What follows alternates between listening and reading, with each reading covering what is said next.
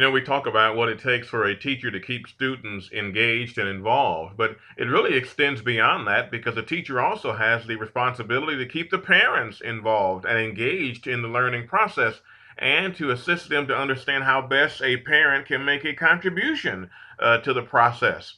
And one of the things being recommended is to assist the child to read 20 minutes per evening so they can grow rapidly in their reading progress.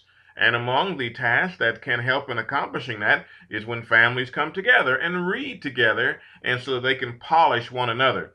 And the parents can assist in pronunciation and intonation, recognizing of a punctuation, etc. But keeping a parent engaged nowadays is not an easy thing.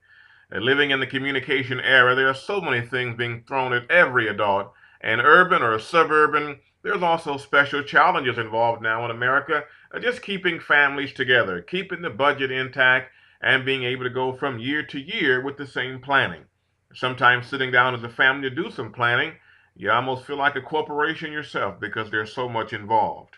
And so what happened at Child Care Training and Resource Center is that we decided to develop a mechanism where we could take some of the load off of the teacher while at the same time enhancing regular communications with parents so that parents can be involved in the learning process.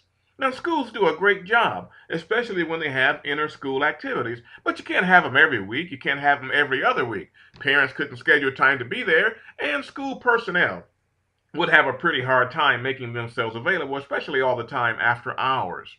And so what we decided to do was to put together a newsletter program for teachers and counselors in school systems. Teachers and counselors provide us with the information, and then we then put it in a graphically excellent presentation for parents. Why would we do that? Well, the number one reason is because nowadays, if you want somebody's attention, if you want an audience to pay attention, you got to captivate them. And just sending a 1, 2, or 3-page memo via email may not get it.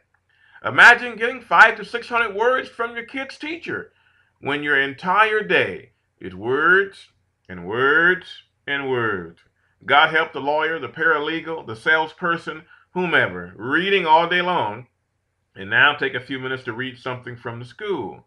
So what we've done is put together the kind of program that will allow the teacher to integrate photography with memorandums so that the teacher can see what is happening in the class first at a glimpse and then project that to us, and then we take that and make the presentation for the parents. Nothing excites a parent more than seeing their child's picture or the picture of a child they know from the neighborhood. Bottom line is this: the concept is not complex, but the results can be tremendous because we just invest a little more to get it done while not asking teachers and counselors for more of their time, which is already often stretched beyond limits. You can contact us via email at teachernewsletter@childcaretrainingcenter.org. Again, it's teachernewsletter@childcaretrainingcenter.org. And as far as the cost, I'm almost embarrassed to tell you, about $2 a week. Not terribly expensive. Teachers are bearing the cost themselves. Many spend significantly more than that just on helping kids with supplies. This helps keep kids engaged in the family, in the neighborhood, and heightens the likelihood that a parent will take notice with what's going on in the classroom. We're your partner in this process, and we're looking forward to the newsletter that captures what's going on in your class today.